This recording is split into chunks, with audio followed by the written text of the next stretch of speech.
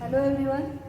Today we are going to see what is thermodynamic process and what is thermodynamic system. So let us start with the thermodynamic system.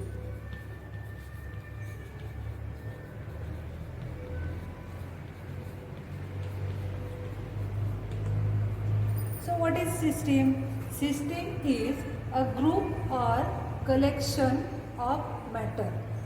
So what is collection of matter or group? Suppose here is a glass of water. So here this is the system. Any vessel containing matter or group of objects is the system.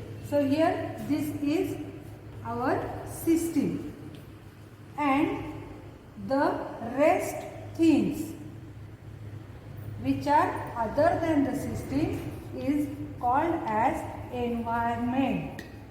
See here, and this glass separates system from environment, so this is called as boundary.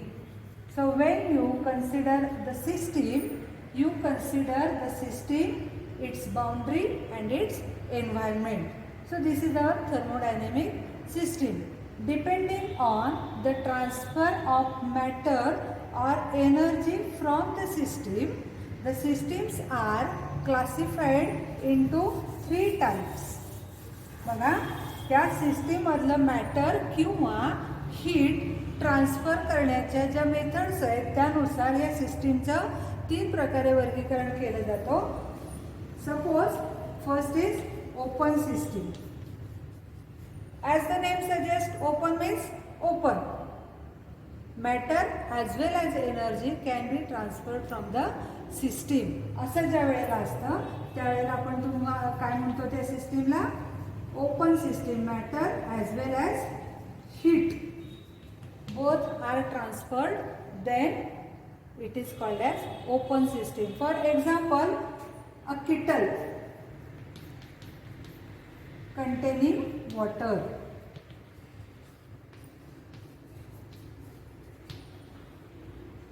सगळ्यांनी बघितलेले चहाची किटली किंवा पाणी त्यात उकळायला ठेवलं, काय होतं ज्यावेळेला तुम्ही हीट सप्लाय करता त्यावेळेला काय होतं, ती केटल हीट ॲक्सेप्ट करते. So energy is transferred. Also when the energy is transferred to the kettle, that means heat is supplied to the kettle, water vapors are coming out of the kettle, that means matter is also being exchanged. So such a system is called as open system. So symbolically we can draw it like this. Open system, energy or heat as well as matter can be transferred. In short, we can write it as it is. Okay, so this is open system. Next one is closed system. Closed systems. So what is closed? Closed means बंद असलेली, म्हणजे त्यातून काय होणार नाही, matter exchange होणार नाही, फक्त हीट ट्रान्सफर केली जाईल. Such a system is called as closed system. मग आता आपण क्लोज सिस्टीम कशाला म्हणू शकतो? इथं काय होईल? Only heat is transferred. Heat is transferred and no matter is transferred. For example, we can have example of boiler. सगळ्यांना माहिती आहे मोठमोठ्या कारखान्यांमध्ये बॉयलर असतात, त्याला हीट एनर्जी सप्लाय केली जाते, म्हणजे हीट ट्रान्सफर होते from the surrounding to the boiler, but matter cannot be exchange. त्याच्यात जे मॅटर असतं ते त्यातच कॉम्प्रेस केलेलं असतं. So you can see symbolically here is the closed system. Means matter cannot be transferred, only heat is transferred. And last one is isolated system. Isolation सगळ्यांना शब्द माहिती आहे, कुणाच्याही संपर्कात न येणे. So from that what is isolated system? Here both can not be transferred. Both means both cannot be transferred, means matter as well as or energy cannot be transferred from the system. Such systems are called as isolated system. For example, you all know thermos flask. चहा घेऊन जातो की नाही आपण thermos फ्लास्कमध्ये, जास्त वेळ गरम राहतो, एनर्जी ट्रान्सफर होत नाही, मॅटर ट्रान्सफर होत नाही जोपर्यंत तुम्ही त्याचं लीड ओपन करत नाही तोपर्यंत. So symbolically this is isolated system. This is isolation which do not allows the transfer of heat energy to the surrounding. So depending on the exchange of matter and energy, the system is classified in three ways. One is open system, another is closed system, and third one is isolated system. A simple question can be asked, distinguish between open system and closed system. साधा प्रश्न विचारला जाऊ शकतो. तुम्ही काय difference सांगणार की इथं ओपन सिस्टीममध्ये matter as well as heat energy both are transfer to the surrounding, while in closed system only heat is transferred but matter is not allowed to transfer. Similarly या दोन सिस्टीममध्ये सुद्धा तुम्हाला कंपॅरिझन करायला विचारली जाऊ शकते. त्याचबरोबर या दोन सिस्टीममध्ये सुद्धा कंपॅरिझन केली जाऊ शकते. 1 मार्काचा सिंपल क्वेश्चन आहे, सोपा आहे पण आयत्या वेळेला आपल्याला सुचत नाही. So this was all about the thermodynamic system.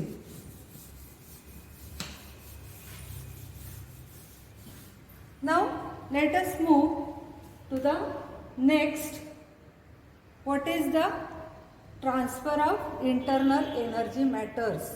ज्याप्रमाणे आपण थर्मोडायनेमिक सिस्टीम बघितली त्याप्रमाणे इथे आपल्याला थर्मोडायनेमिक प्रोसेस बघायची. मग थर्मोडायनेमिक प्रोसेस म्हणजे नक्की काय होतं? आपल्याला माहिती आहे thermo means temperature, dynamics means motions. Motions which are due to the relation with the temperature are involved in thermodynamic and the process which takes the thermodynamics in action is called as thermodynamics process. आता हे एवढं सगळं फिजिक्सच्या भाषेत समजावायचं म्हटलं तर आपल्या बरंच डोक्यावरून जात आहे. मग नक्की काय होतं?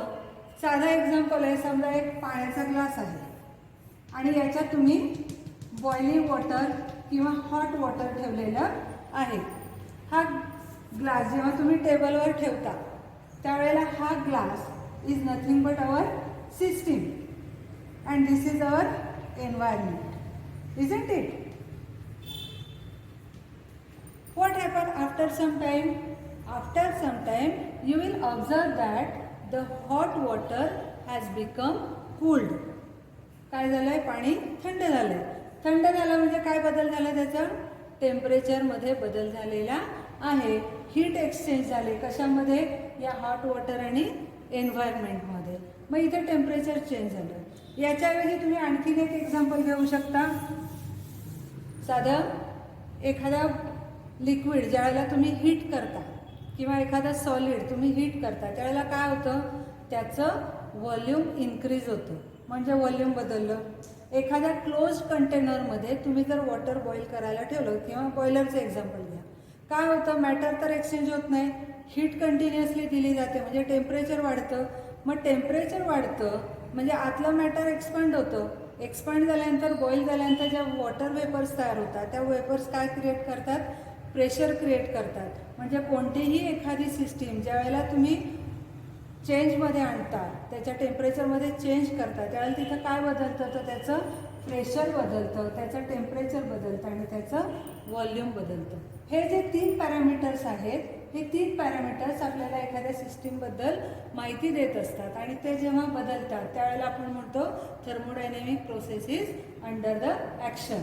मग आता ही थर्मोडायनेमिक प्रोसेस होते कशी ते बघूयात.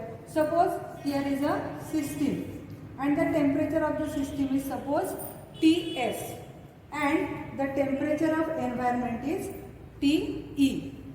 If the temperature of system is greater than the temperature of environment, so what will happen?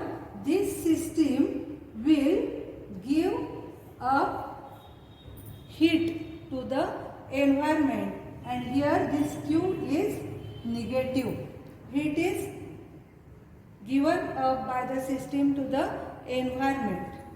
If On the contrary to this, if this system is Ts is the system temperature, T is the environment temperature, and the system temperature is less than the temperature of environment, then this system will absorb the heat from the surrounding, that is Q is greater than 0.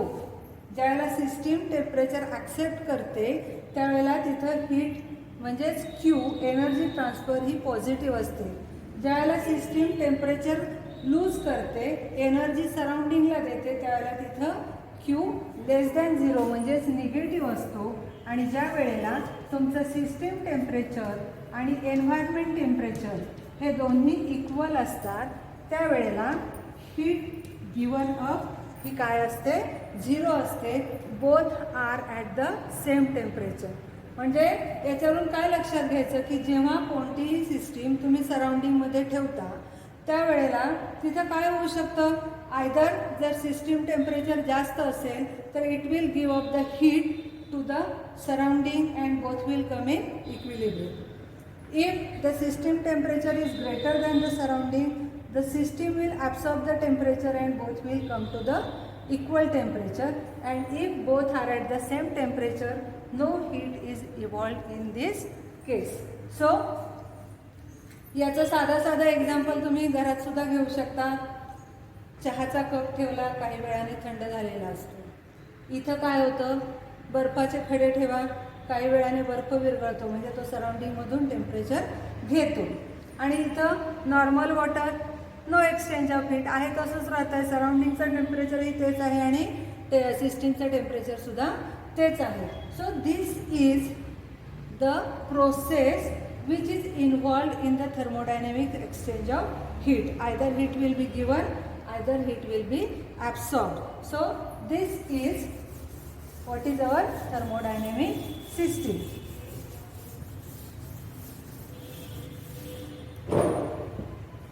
Now let us see the change in internal energy.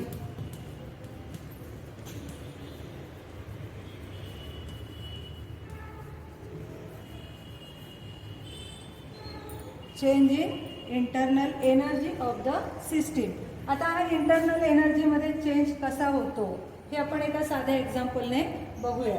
Suppose this is the container filled with the gas and here is the piston which is frictionless and weightless. Here is the gas. Okay, so if this cylinder is heated आहे तसंच आहे आणि आपण त्याला काय करूया तिथं heat देऊया बर्नरने. काय होईल सांगा, its temperature will increase, also it's pressure will increase, and if the pressure will increase what will happen, this piston will move backwards and its volume will increase. If this piston is fixed, so because of increase in temperature pressure will increase and volume will remain constant. On the other hand, another way to change the internal energy. आता इथं काय झालं, या सिस्टीमला तुम्ही जेव्हा बर्नरने heat केलं तेव्हा त्याची इंटरनल एनर्जी वाढवली. इंटरनल एनर्जी वाढवल्यामुळे इथं काय झालं, प्रेशर वाढलं. हा एक वे झाला to change the internal energy. First way directly heat the system or give the increase the temperature of the system. Another way, if this piston of the system is suddenly moved inside, pressure दिलं तुम्ही इथं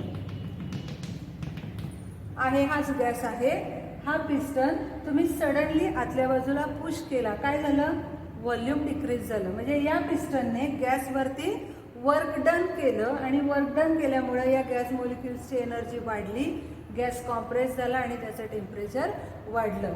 similarly you can push back side this piston. तुम्ही हा piston जसा inward move केला तसा outward move केला, काय होईल, the work will be done by the gas molecules on the piston. It will be pushed backside and the temperature of the gas will be lower. So internal energy is related with the temperature of the system, and the change in internal energy can be brought in two ways, either by supplying the heat or by increasing the pressure on the system or removing the pressure from the system. So this change in the internal energy takes us to the very important law of thermodynamics, which is called as first law of thermodynamics. It is related to the heat and work done by the system. मी इथं तुम्हाला सांगितलं की हा piston जो आहे तो आपण जर पुश केला तर काय झालं, work done by the piston on the gas. त्या गॅसवरती वर्क डन झालं, इथं टेम्परेचर इन्क्रीज झालं. पण ज्या वेळेला तुम्ही प्रेशर रिलीज करता किंवा प्रेशर कमी करता तेव्हा हा गॅस या पिस्टनवर वर्क डन करतो. गॅसने वर्क डन केल्यामुळे त्याची एनर्जी लूज होते. So heat and work are inter related to each other, and this relation is given by the first law of thermodynamics, which we will study in our next lecture. Thank you.